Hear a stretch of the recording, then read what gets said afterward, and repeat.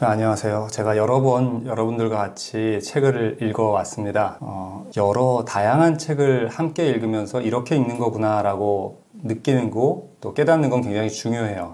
오늘은 응집성 기준에 대해서 좀 얘기를 할 거고요. 그 응집성 기준에 맞춰서 다른 것들이 또 어떻게 이 응집성이라는 것과 같이 작용을 하는지 이런 얘기 좀 드리려고 합니다. 자, 지금 제가 같이 읽을 책은 창의적인 삶을 위한 과학의 역사라고 하는 이 책입니다. 예전에 잠깐 리뷰한 적이 있었고요. 첫 번째, 첫 페이지부터 이야기를 하도록 하겠습니다. 자, 과학은 특별하다 이렇게 시작을 하죠. 특별합니다.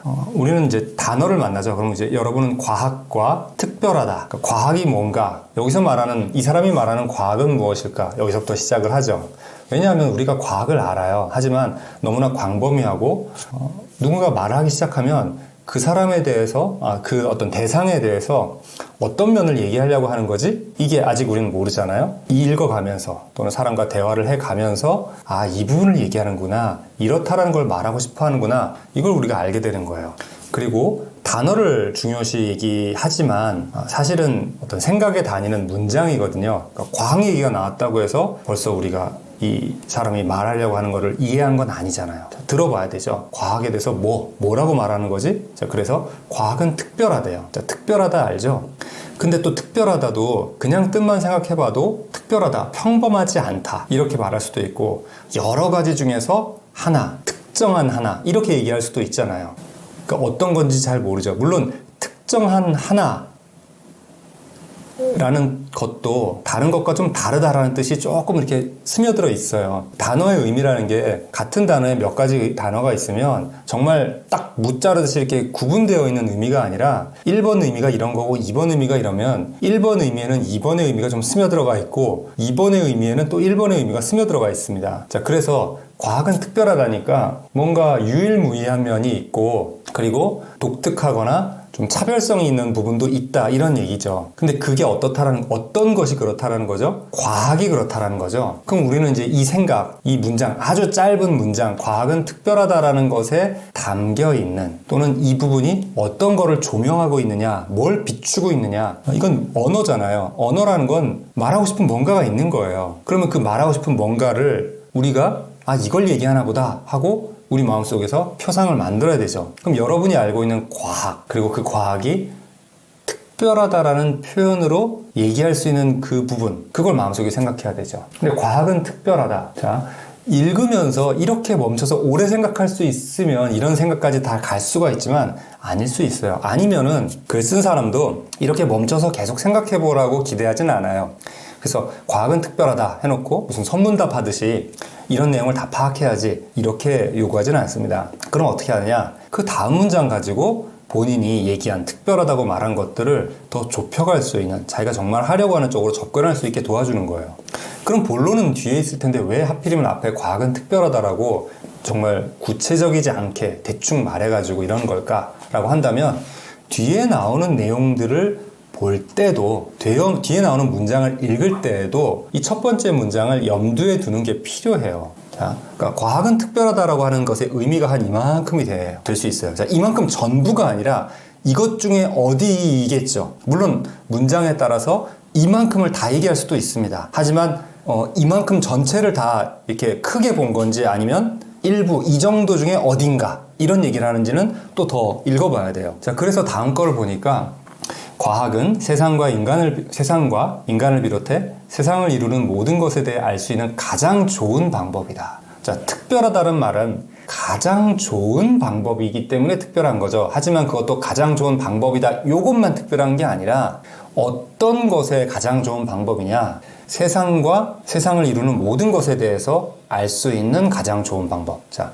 세상을 이루는 것, 세상에 대해서 알 수 있게 해주는 것은 그것이 유일하지 않더라도 세상을 알게 해준다는 건 굉장히 유용하고 중요한 거죠. 그러니까 그것도 역시 특별할 수 있어요. 반드시 유일한 것만 특별한 건 아니잖아요. 그래서 세상을 알게 해주는 것이 있고, 그리고 그 중에서 또 가장 좋은 것이에요. 그러니까 특별하다고 얘기할 만 하겠네. 이렇게 되죠. 자, 근데 두 번째 문장에서는 특별하다고 말하지 않았어요. 그냥 가장 좋은 방법이라고 이야기를 했죠. 그럼 가장 좋은 방법은 언제나 특별합니까? 그렇진 않죠. 그럼 이 사람이 과학은 특별하다고 생각을 했고 사람들한테도 야, 과학은 특별한 거야 이렇게 말하고 싶은데 그 말을 두 번째 문장하고 겹쳐서 과학은 세상과 인간을 비롯해 세상을 이루는 모든 것을 다 알 수 있는 가장 좋은 방법이다. 자, 방법까지 가야죠. 그 다음에 방법이라서 특별하다. 어때요? 문장이 좀 난잡해지죠? 이렇게 말을 할 수도 있을 거예요. 두 번째 문장을 먼저 말한 다음에 그래서 과학은 특별하다. 근데 그렇게 말하려고 하니 과학은 특별하다로 끝나버렸어요. 그럼 다음 문장 나올 때 또 이상해요. 특별하다는 것을 말하고 거기서 이제 다음 문장으로 가면 굉장히 많이 휙 전환이 돼야 됩니다. 되돌아가야 되는 거예요. 무슨 말이냐면 두 번째 문장 가장 좋은 방법이라고 얘기를 했잖아요. 그러고 나서 두 번째 단락, 첫 번째 문장으로 가면 수천 년 동안 사람들은 주변 사물에 대해 질문을 던져왔고 이러잖아요. 그러면 가장 좋은 방법이라는 것과 좀 달라지는 것 같지만 사실 달라지는 게 아니에요. 그 가장 좋은 방법이라다가 첫 번째 단락 맨 끝에 있긴 하지만 그 문장을 생각해 보면 세상과 세상을 이루는 모든 것에 대해서 알 수 있는 방법, 가장 좋은 방법이잖아요. 그러면 수천 년 동안 사람들은 주변 사물에 대해 질문을 던져왔고 이 말을 그 전 문장과 연결해서 생각을 해야 되죠. 이게 좀 지역적 응집성이에요. 그러니까 두 번째 문장, 글 전체로 봤을 때 두 번째 문장과 세 번째 문장이 무관하지 않다라는 거. 그리고 표현하는 어떤 관습적인 표현에 의하면 연이어 있는 바로 인접해 있는 문장들은 그 급격한 화제의 전환이 잘 이루어지지 않아요. 하지만 지금 같은 경우는 물론 단락이 나눠졌기 때문에 조금 달라지는 경우가 있을 수도 있는데 보통 1차적으로는 그렇게 생각해보죠. 인접한 얘기가 아닐까? 왜냐하면 마음속에 응집성이라는 거, 여러분이 응집성이라는 단어를 모르고 또 다른 사람도 응집성이라는 단어, 개념을 모르더라도 그런 식으로 읽으려고 해요. 그런 식으로 읽으려고 하는데 잘 못 읽었을 경우 또는 읽기 힘든 글일 때는 이 응집성 개념을 좀 적극적으로 활용해서 응집성을 파악해야지 이렇게 안 되거든요. 그래서 제가 응집성을 강조하는 겁니다. 전혀 여러분들이 응집성이라는 것들을 따라서 글을 읽는 것을 못해서가 아니라 필요할 때 자, 정신 차려. 이거부터 생각해야지. 이렇게 하기 위해서 배우는 거예요. 자, 그래서 세상을 이루는 모든 것에 대해서 알 수 있다라고 했는데 다음에 보면은 주변 사물에 대해서 질문을 던져왔다. 주변 사물 뭡니까? 우리가 무슨 그림 그릴 때 그 정물이라고 하죠. 물건들. 그런 쪽으로만 생각해서는 좀 안 돼요. 그러니까 사물이라는 말을 그냥 놓여있는 물건들로만 생각하면 굉장히 폭이 좁습니다. 근데 이제 과학을 얘기한다든지 철학을 얘기할 때 과학과 철학이 되게 다르고 대비되어 있는 것 같이 얘기를 하지만 자연과학이라든가 이런 좀 구체적인 것을 얘기하지 않고 과학을 통틀어서 얘기할 때는 왠지 좀 철학하고 이렇게 친합니다. 자, 그래서 사물을 얘기할 때 이렇게 사물이라는 말이 나오면 그때는 지금 두 번째 문장에 있는 세상을 이루는 모든 것이라고 말할 수가 있어요.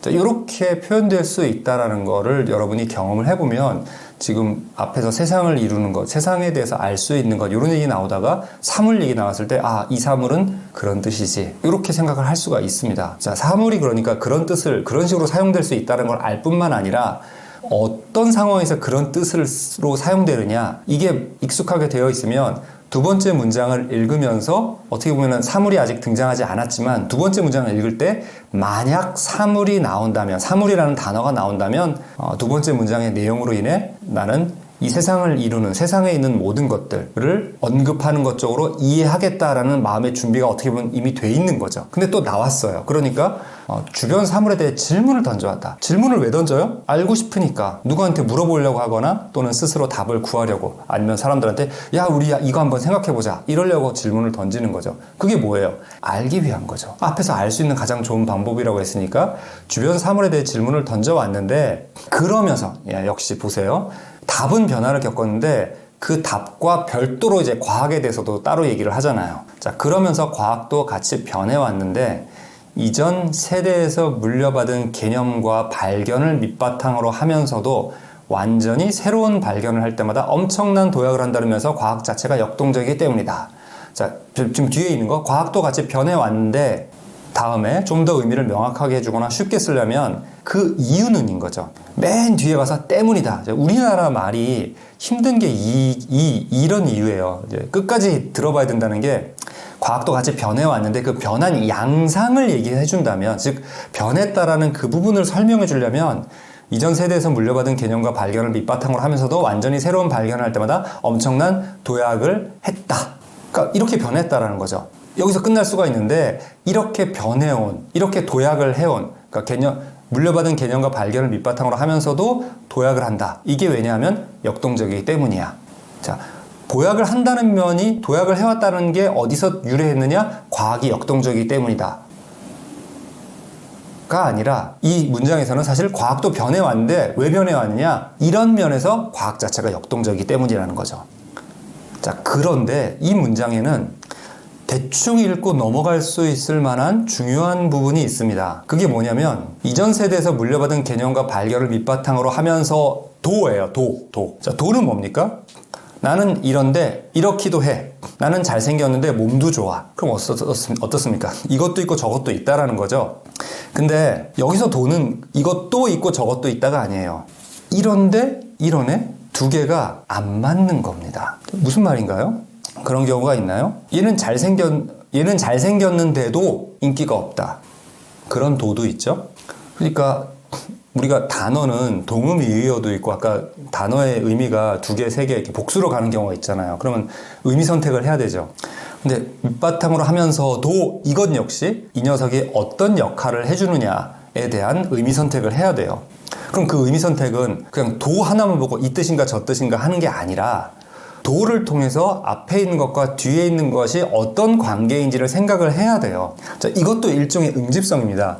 응집성이 무조건 모이기만 하는 게 아니라요. 어떤 관계를 갖고 있느냐라는 거예요. 이 관계를 모르면 이 두 개의 내용을 붙들지를 못합니다. 자, 그래서 반대 의미, 대립된다든지 충돌한다든지 그냥 충돌하는 것뿐만 아니라 모순이냐 이런 것들의 관계를 알아야 돼요. 그러니까 계속해서 새로운 내용이 나오는데 이걸 무작정 통합하는 게 아니라 어떤 관계로 통합을 시키느냐 이런 게 바로 응집성을 파악하는 거예요. 그래서 응집성 있게 구성한다는 건 무조건 이렇게 모아놨다는 게 아니라 얘네들이 어떤 관계를 갖고 있어서 얘와 얘는 어떤 사이지 이것들을 염두에 두고 있어야 각각의 내용들이 머릿속에 체계적으로 잡히고 기억이 됩니다. 글을 읽고 나서 기억을 못 하시는 분들은 응집성 있는 응집성 구성을 못하기 때문이에요.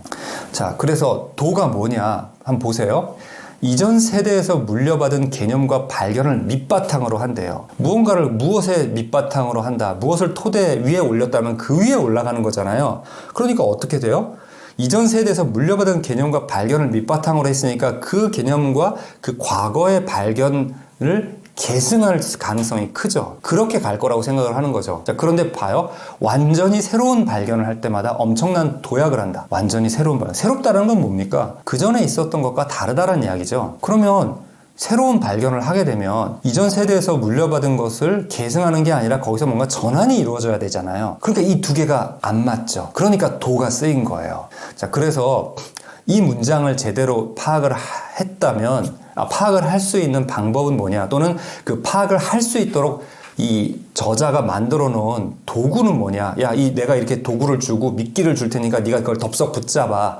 이건 뭐냐? 저 도인 거예요. 근데 저 도라는 저런 표현을 뭐뭐 하면서도, 자, 하면서도 그냥 도가 아니라 하면서도잖아요. 그러니까 이렇게 하는데 그거 하면서도 이것도 해가 아니라 하면서도 얘가 이런 말을 하면서도 저렇게 행동했다. 이것처럼 계승하지만 이렇게 하기도 해. 그 얘기를 하고 있잖아요. 그러니까 완전히 새로운 발견을 한다라는 것도 희한한 거고 엄청난 도약을 한다. 이것도 희한한 일이죠. 왜? 과학은 항상 이전의 개념과 발견을 밑바탕으로 하니까.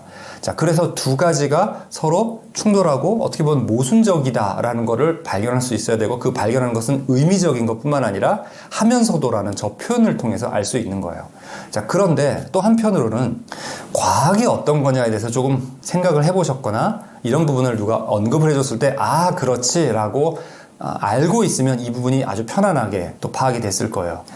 자, 여러분 패러다임이라는 단어를 아시겠죠? 많이 들어보셨을 거예요. 그 과학혁명의 구조라는 토마스 쿤이라는 사람이 이야기한 건데 뭐 이미 잘 알고 계시겠지만 혹시라도 얘기를 좀 제가 할게요. 그러니까 이 부분을 읽을 때 특히 완전히 새로운 발견을 할 때마다 엄청난 도약을 한다. 이 부분에서 이제 패러다임에 대한 지식, 패러다임 하고 머릿속에 이거 패러다임 얘기지 이렇게 안 떠올랐을지라도 패러다임이 갖고 있는 그 의미가 마음속에 스며들어서 저 부분을 이해하기가 편안하게 이렇게 싹 됐으면 괜찮은 거예요. 자, 패러다임이 뭐냐? 예를 들어서 그 아리스토텔레스가 뭐 이야기를 합니다.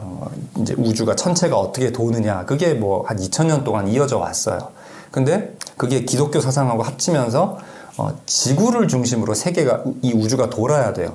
그리고 그 도는 천체의 움직임은 원이어야 합니다. 그게 이전부터 물려받아온 개념인 거예요. 근데 그 케플러가 해보니까 케플러? 예.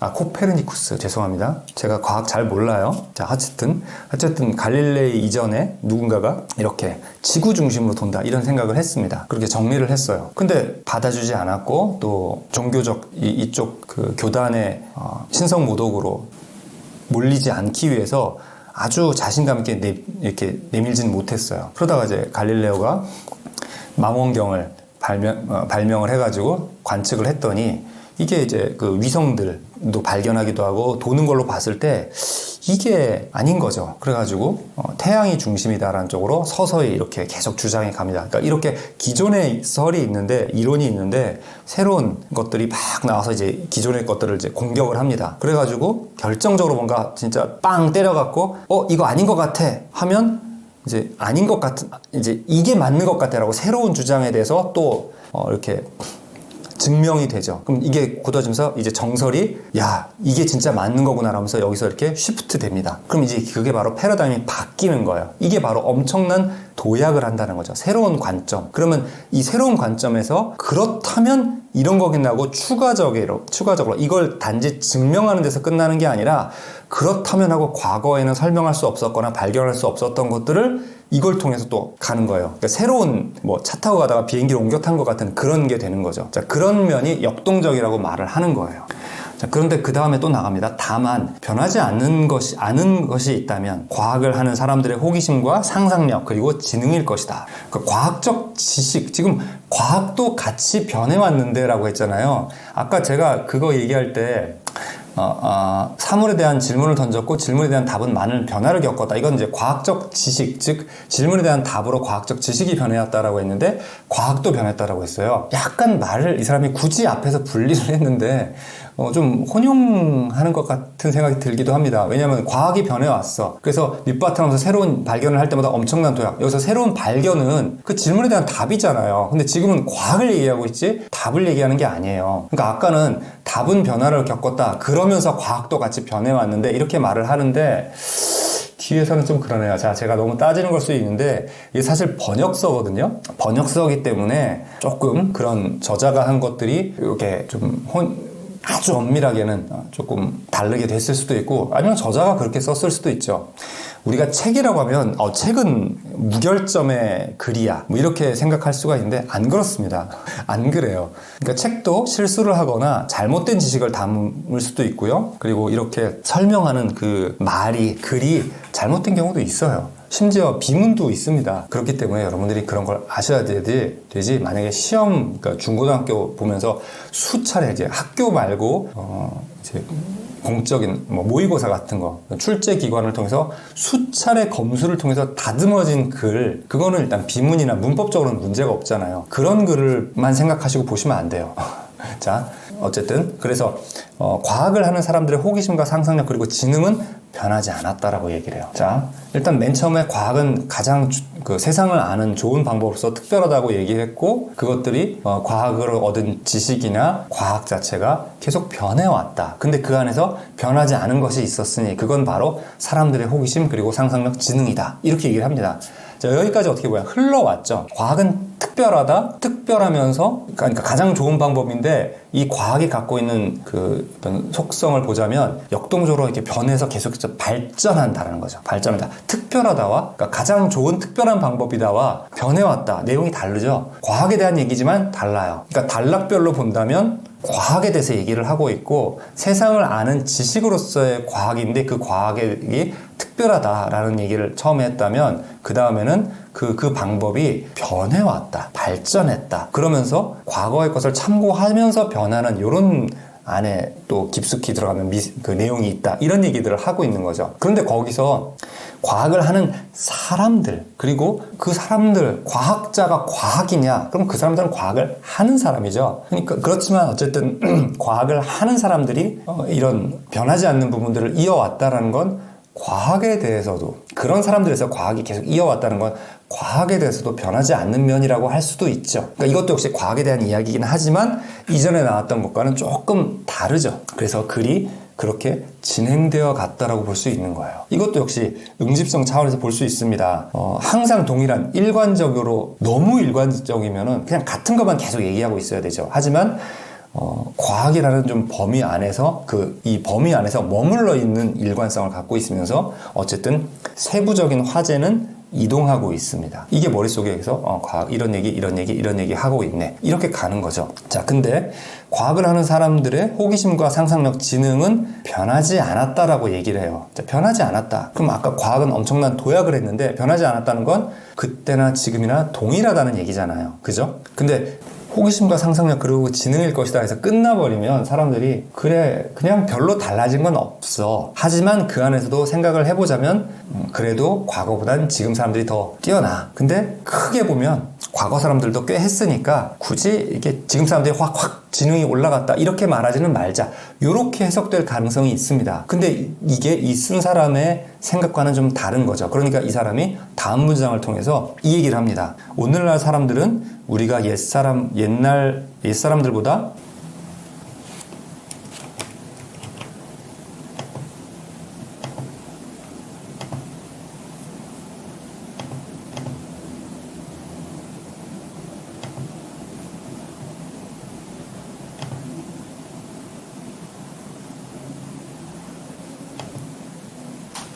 옛사람보다 똑똑하다고 착각한다 이런 얘기를 해요. 그럼 어떻습니까?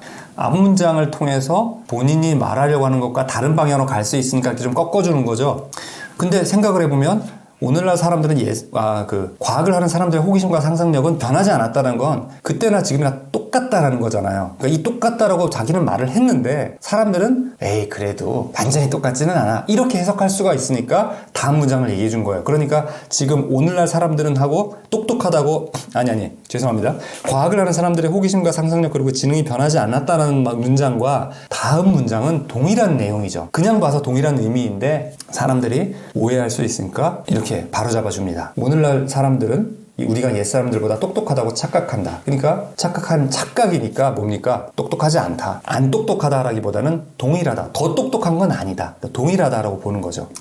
하지만 우리가 많은 것을 알지언정 3000년 전에 세상을 탐구했던 사람들보다 똑똑하지는 않다. 어때요? 괜찮죠? 똑똑하지는 않다. 동일하다. 이 얘기를 하고 있습니다. 그리고 거기서 이제 단락이 끝나요. 자, 보면 아까 이 두 번째 단락 안에 내용이 좀 나눠지죠. 다만이 나눠집니다. 근데 그걸 붙여놨어요. 이 사람 마음이죠. 이 사람 마음인데 앞부분에서는 계속 변해왔다. 변해왔고 변해왔으니까 도약이라고 얘기하면서 조금 이렇게 발전해온 것처럼 얘기하는데 변하는 것 사이에서 안 변하는 게 있고 동일하게 유지되는 게 있다. 그러면서 과학 자체보다 이제 과학을 하는 사람들의 지능 이런 것 쪽으로 갑니다. 자, 어쨌든 거기서 두 번째 단락이 끝났고요. 세 번째 단락으로 갑니다. 과학이라고 하면 사람들은 현미경과 시험관을 떠올린다. 이렇게 얘기를 하니까 나도 그런가? 안 그럴 수 있어요. 근데 사람들이 이렇게 생각하는 경향이다. 약간 은유적으로 얘기를 하는 거죠. 현미경과 시험관을 떠올린다. 그것만 떠올릴까요? 아니죠. 실험할 때 그 하얀 가운, 의사의 가운과는 이제 다르지만 사실 외형은 비슷하잖아요. 그 흰색 가운을 생각할 수도 있죠. 아니면 또 아인슈타인처럼 머리가 푹 부시시 올라간 이런 걸 수도 있고 최근에 본 현대 동시대의 과학자들의 모습을 떠올릴 수도 있습니다. 일론 머스크 같은 사람을 생각할 수도 있고요.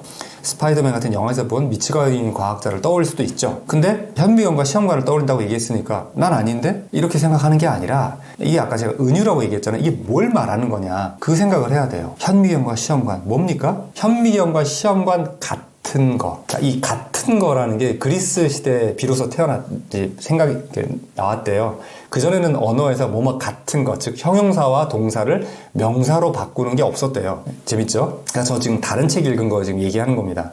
현미경과 시험관 같은 게 뭔지를 마음속에서 추상화를 하셔야 돼요. 뭡니까? 도구죠, 도구. 실험 도구. 아까 제가 망원경 얘기했는데 실험 기자재. 그러면 이제 도구를 통해서 하는 학문이라든가 뭐 이런 것들 또는 실험 이런 거 얘기하는 거 아닐까요? 자, 하지만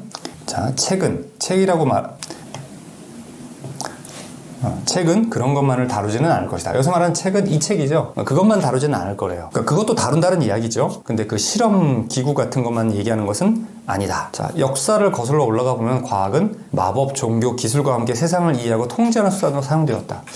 그것만을 다루지는 않을 것이다 하고 대신이라든가 그럼 뭘 같이 얘기할 거냐 라고 얘기해 주면 좋겠는데, 그러니까 제가 아까 수단, 실험 기자재라고 얘기했는데 어떻게 보면 실험 기자재를 통해서 얘기하는 그런 것들, 그런 과학 이런 게 아닌가 싶어요. 왜냐, 그 의미는 지금 뒤에 나오는 문장들 가지고 확정이 되는 거거든요.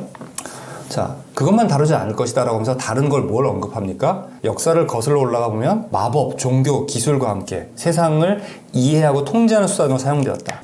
그러니까 과학뿐만 아니라 마법, 종교, 기술을 얘기하죠. 그럼 이 세 가지는 방금 본 실험실과 실험관과 현미경, 약간 어떻게 보면 순수과학 쪽을 얘기하는 건가? 이렇게 나름 생각할 수가 있어요. 이건 알아서 생각해라. 이거 너 틀려도 상관없어. 이거 시험 보는 거 아니니까 그냥 이렇게 얘기를 해줄게. 네가 알아서 생각해. 이 정도로 지금 저자는 얘기하고 있는 것 같아요. 마찬가지로 독자는 그렇게 생각하면 됩니다. 자, 근데 여기 보면 우리가 읽을 때 이거 아까 얘기했던 그거를 조금 그냥 세세하게 얘기한 거야. 이렇게 읽으면 안 돼요. 왜 세세하게 읽었느냐, 어디로 흘러가고 뭘 더 주목하거나 어디에 초점을 맞추느냐, 이런 것들을 찾아야 되죠. 그래서 마법, 종교, 기술, 그러니까 이거는 과학만 있는 건 아니야 해서 끝나버리는 게 아니라 정말 그 과학이 아닌 뭘 얘기하느냐, 마법, 종교, 기술도 얘기를 하는 거잖아요. 그럼 그것들에 생각을 해줘야 돼요. 근데 어떤 사람들은 과학만 다루는 거 아니야, 실험하고 현미경으로 들여다보는 그런 과학만 말고 딴 것도 얘기할 거야, 거기서 머물러 있는 경우가 있습니다. 그러면 안 되죠. 자, 그래서 마법, 종교, 기술을 얘기했는데 뿐만 아니라 세상을 이해하고 통제하는 수단. 자, 통제한다는 내용 있을까요? 아까 과학에 대해서 계속 얘기해 왔을 때 맨 첫 번째 얘기하면서 과학은 세상과 인간을 포함해서 세상을 이루는, 구성하는인가요? 그 모든 사물들에 대해서 알 수 있게 해주는 가장 좋은 방법이라고 얘기를 했잖아요. 그러니까 세상을 이해하는 게 그거죠. 근데 통제하는 수단, 세상을 통제한다는 이야기는 아까 안 했어요. 그러니까 여기서는 추가된 거죠. 세상을 통제하는 수단인데 통제하는 수단에서 가장 좋은 건 아니라고 생각하나 봐요. 그래서 여기에 통제하는 수단을 앞에 포함을 안 시켰는데 그냥 제 생각입니다. 자, 그러면 마법, 종교, 기술은 뭡니까? 보세요. 구체적으로 과학은 쉽게는 매일 아침 떠오르는 해를 관찰하는 것이며 어렵게는 새로운 화학 원소를 발견하는 것이다. 자, 지금 이 화면에 위에서 두 번째 줄, 과학은 마법, 종교, 기술과 함께 세상을 이해하는 통제하는 수단으로 사용되었다. 이 내용은 지금 앞에 나왔던 과학은 현미경이나 시험관 그것만을 다루지는 않을 것이다와 호응을 해가지고 그런 것만 다루는 게 아니라 마법, 종교, 기술과 함께 세상을 이해하고 통제하는 수단으로 사용되었으니 나는 그것도 얘기할 거야. 이렇게 앞부분 문장하고 호응이 되죠. 그럼 그걸로 끝났을까요? 그게 아니라 그 두 번째 문장이 다음 문장하고도 또 호응을 합니다. 보세요. 마법, 종교, 기술과 함께 세상을 이해하고 통제하는 수단으로 과학이 사용되었다라고 얘기를 하죠. 그러면서 구체적으로 과학은 이라고 얘기하죠. 또 과학을 얘기하는데 이때 과학은 앞에서 나왔던 내용이 아니라 마법, 종교, 기술과 함께 세상을 이해하고 통제하는 수단으로서 과학을 얘기하고 있는 거예요. 구체적으로. 그죠? 그러면 이 부분에서 이게 마치 서두라든가 단락의 첫 번째 문장 같은 기능을 지금 이 두 번째 줄이 하고 있는 거예요. 그러니까 이 두 번째 줄의 내용이 마음속에 염두에 남아있는데 그 다음 줄을 읽어보니 과학은 쉽게는 매일 아침 떠오르는 해를 관찰하는 것이며 화학 원소를 발견하는 것이다. 이게 뭐예요? 세상을 이해하는 거죠. 해를 왜 관찰합니까? 저 해가 도대체 왜 뜨는지, 어떻게 뜨는지, 며칠 지나 보니까 다른 쪽에서 뜨는 것 같아. 이게 뭘 얘기하는 거지? 하다 보니까 이렇게 천체가 이동한다, 자전하고 공전한다, 이런 것들을 알게 되는 거잖아요. 그래서 세상을 이해하는 거죠. 어렵게는 새로운 화학 원소를 발견하는 것이다. 이것도 세상을 이해하는 거예요.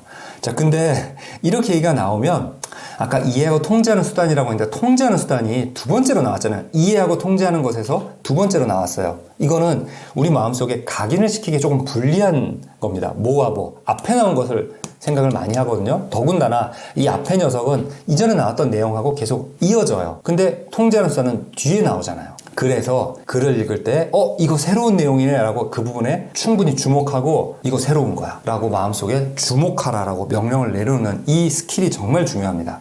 통제하는 수단 했어요. 그 새로운 거라고 딱 포착을 했는데 구체적으로 하면서 광익이 나올 때 이해하는 면밖에 안 나왔습니다. 그러면 역시 통제하는 수단을 까먹을 수가 있어요. 자, 근데 글을 잘 읽는 사람들은 어떻게 잘 읽냐?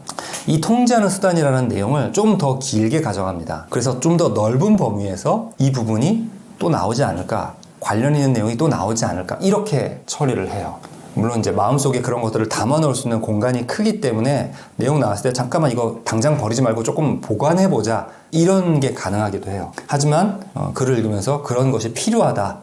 그래서 날 때부터 그렇게 할 수 있는 어떤 작업 기억력을 폭을 갖고 있지 않더라도 이런 거 조금 챙겨놔야 돼. 새로운 것들 혹시 계속 나오나? 하고 지켜보는 게 필요합니다.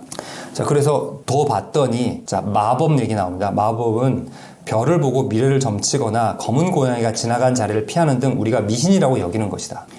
자, 별을 보고 미래를 점친다. 세상을 이해하는 거죠. 세상을 이해하는데 현재뿐만 아니라 시간적으로 미래의 세상을 이해하는 거죠. 근데 미래를 점칠 때 그냥 미래가 그렇구나 라고 이해하고 끝나나요? 아니죠. 미래를 점치는 이유가 뭐예요? 우리가 거기서 대처하기 위한 거죠. 그러면 미신이 미래를 마법이나 미신이 우리한테 뭔가를 답을 주고 얘기를 해주면 어떻게 됩니까? 우리는 그것을 따르게 되죠. 그러니까 우리가 세상을 통제하는 수단이 돼요. 나의 미래를 통제하게 되죠. 그리고 그 미신, 종교가 나에게 길을 알려주고 또 나뿐만 아니라 이 사회를 움직이죠. 그러니까 과거에 원시시대나 이럴 때 제사장, 다양한 형태의 원시 종교에 또는 부족 종교, 여러 가지 있죠. 조금 더 올라가서 이제 발전한 종교라 할지라도 기독교 이전에 기독교도 마찬가지고 세상을 통제하잖아요. 그 얘기를 하는 거죠. 자, 검은 고양이가 지나간 자리를 피한다. 이것도 재수가 없을 수 있어. 이것도 이해하는 거지만 재수가 없을 수가 있겠구나 하고 끝나는 게 아니라 그 자리를 피하는 게 뭐예요? 이게 통제하는 거죠. 그러니까 이 마법에 대한 얘기 나왔을 때는 통제가 나오니까 그렇구나 할 수 있는데 앞에서 과학은 쉽게는 매일 아침 떠오르는 해를 요거 읽으면서 통제하는 부분을 머릿속에서 날려버리거나 이제 밀려나게 되면 마법을 읽을 때 역시 통제한다는 거네? 이런 식으로 통제하는구나. 요 생각이 안 드는 거죠.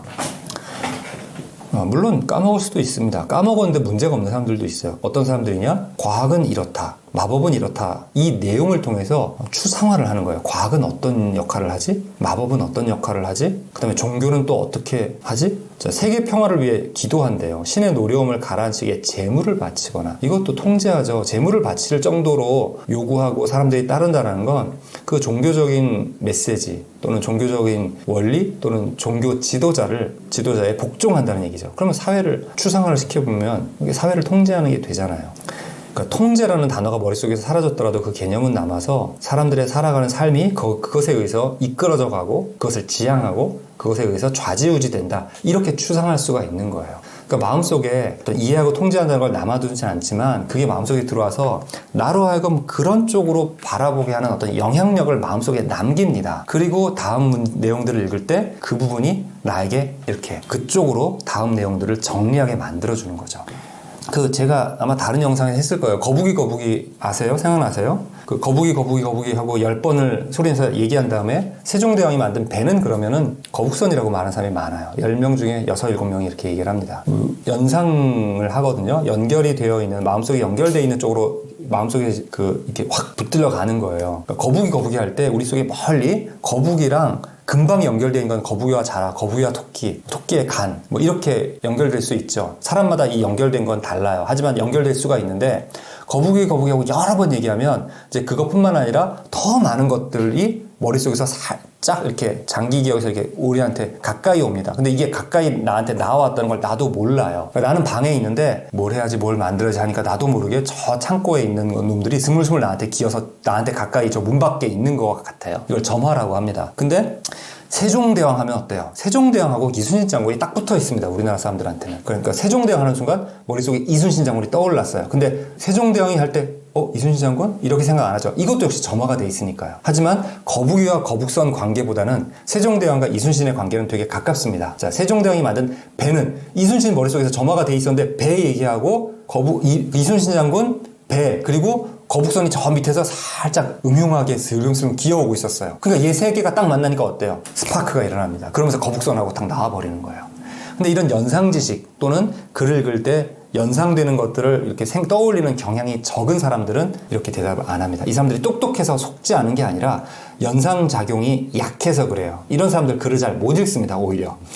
자, 그래서 이런 것처럼 지금 제가 앞에서 글을 읽으면서 이러이런 내용이 있으니까 이런 생각을 한다. 그리고 그런 자취가 아까 남아있다 이런 얘기를 했잖아요. 이게 가능한 게 바로 지금 우리 마음이 제가 방금 얘기한 거북이 했을 때 점화하고 스파크가 일고 이런 작용, 이런 식으로 작동하기 때문에 이게 가능한 거예요. 그래서 연습을 할 때는 어쨌든 문장 하나하나를 명확하게 이해를 하면, 그리고 너무 애쓰지 말고 대신 이 문장이 앞뒤로 이렇게 연결될 수가 있다. 이런 정도를 염두에 두고 문장을 읽는 사이사이에 조금 쉬어가면서 조금 생각을 정리하거나 생각을 정리해서 확실하게 이런 거야, 이럴 거야, 이렇게 결정하지 않더라도 이렇게 읽었었네? 이런 느낌이 좀 있네? 이런 건가? 이러지 않을까? 요 정도로 하고 다음 문장으로 넘어가는 이런 읽기를 하면 이런 부분들이 성장을 합니다.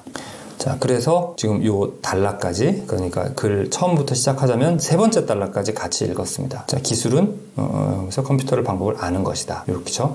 아무래도 통제하는 수단, 이해하고 통제하는 수단이라는 관점에서 요걸 읽어야 종교, 기술, 마법, 과학 여기에 대해서 이야기한 내용들을 잘 정리할 수가 있어요. 자, 그런데 이제 다음 단락으로 가면 이제 여기까지만 조금 볼게요. 인도와 중국 그리고 중동의 강가에 정착했던 최초의 사람들은 이거 뭡니까? 넉넉히 그냥 보지 말고 생각을 하셔야 되죠. 그러니까 문장이 길면은 그 안에 있는 안긴 문장이라고 하나요? 그 안에 있는 뭐 구나 절 정도에서 멈춰서 생각하거나 이거 뭐지? 하고 이렇게 내 생각을 모니터링을 하는 거예요. 이거 뭐 얘기하는 거더라? 저 생각을 해봤더니 어떻습니까? 인도, 겐지스강, 나일강, 황하, 그러니까 4대 그 문명인 거죠. 그러면 3개인데 중동이 2개든가요? 4대 유역죠. 나이 들면 좀 까먹거든요, 여러분. 자, 하여튼 그 문명의 발상지들을 얘기하는 거죠. 이때 정착했던, 이곳에 정착했던 최초의 사람들은 과학과 마법, 종교, 기술 이 4가지를 적절히 이용했다. 그래서 공동체를 먹여 살릴 만큼 충분한 작물을 매년 수확할 수 있었다. 그 덕분에 공동체의 몇몇 사람은 한 가지 일에 집중해 전문가가 될 시간적 여유를 누릴 수 있었다. 자, 그 덕분에 일어날 수 있었다라고 했는데, 그래서 그런 거야가 아니라 어떻게 해서 그러면 그럴 수 있었지? 라고 여러분이 생각을 더 해줘야 돼요. 안 그러고 여기서 얘기하면 그렇대 해서 끝나면 이해한 게 아닙니다. 그냥 그렇다라고 말하면 그것이 왜 그런지를 안 밝혀주는 건 정말 불친절한 글인데, 그럴 때도 마음속에서 이래서 그랬겠구나 라고 생각하는 게 필요하죠. 하지만 이래서 이런 거야, 이렇기 때문에 그래 라고 말했을지라도 그게 정말 그런지, 그 설명으로 충분한지 여러분이 생각을 하셔야 돼요. 자, 보니까 뭡니까? 충분한 작물을 매년 수확할 수 있었기 때문에 공동체의 몇몇 사람들은 한 가지 일에 집중해서, 자, 매년 수확할 수가 있었는데 약간 사회주의식으로 모든 사람들이 동일하게 나눠 가지면 누군가만이 특별히 시간이 좀 남거나 이런 일은 안 생기겠죠. 부유하거나 뭔가 지도층의 가족이라든가 아니면 그 부유한 사람 자체가 몇 가지 좀 관리만 해주고, 또는 이제 부유하기 때문에 자기는 자기 여가 시간이 많아요. 그래서 자기가 뭔가 궁금해하는 것들을 알기 위해서 노력을 합니다. 이럴 수 있는 거죠. 그러니까 그렇겠지라고 생각을 할 수가 있죠. 그래서 공동체의 몇몇 사람들은 한 가지 일에 집중해 전문가가 될 시간적 여유를 누릴 수 있었다. 자, 이 당시 얘기는 아니지만 제가 요 책도 잠깐 다른 부분 읽으니까 갈릴레오도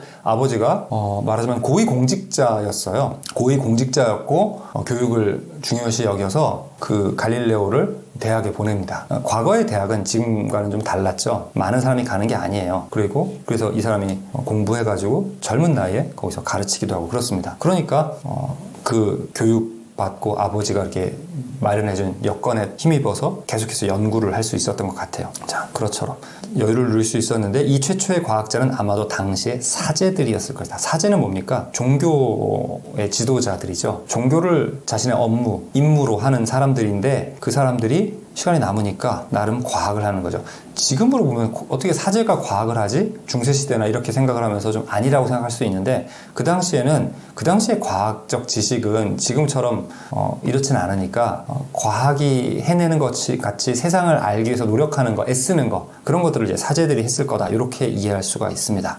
자, 지금까지 꽤 긴 시간 동안 이야기를 나눴는데 이렇게 뭐 나누거나 그게 아니라 이렇게 한 번에 얘기할 수밖에 없었어요. 자, 그래서 제가 아까 응집성을 염두에 두고 그 응집성을 구성하기 위해서 얘기했던 그 이러이러한 것들을 하는 게 필요하다, 이런 이야기입니다. 그러니까 제가 응집성을 언급하지 않고 얘기했던 다른 읽는 방법들은 바로 결과적으로 응집성 있는 의미 표상을 만들기 위해서 노력하는 세세한 전략인 거예요. 말하자면 응집성은 전술입니다. 응집성 있는 의미 표상을 구성하는 게 곧 이해거든요. 우리가 이해하려고 글을 읽는 거잖아요. 설명적인 글은. 그러니까 그 이해라는 것을 구체적으로 말했을 때 뭐가 머릿속에 남게 하는 거지? 그건 응집성 있는 의미 표상이고요. 그 응집성 있는 의미 표상을 만들기 위한 세세한, 잠깐만요. 이것도 나이 들어서 헷갈렸는데 보통 우리가 읽기 전략이라고 얘기하는데, 잠깐만요.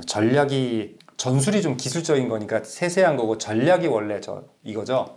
근데 어쨌든 그러니까 좀 궁극적인 최상의 목표가 바로 이해, 곧 응집성 있는 의미 표상을 구성하는 거고요. 지금 얘기한 뭐 추론이라든가 이전 내용을 이전 내용을 참고한다든가 또는 지엽적인 응집성을 구성하려고 하는 거, 이런 것들이 다 세세한 스킬, 기술이다, 이런 거 이해하시면 되겠습니다. 자, 지금 제가 이렇게 같이 읽었는데 이런 것처럼 이런 방식들을 읽고 생각할 수 있도록 노력하시면 좋겠습니다.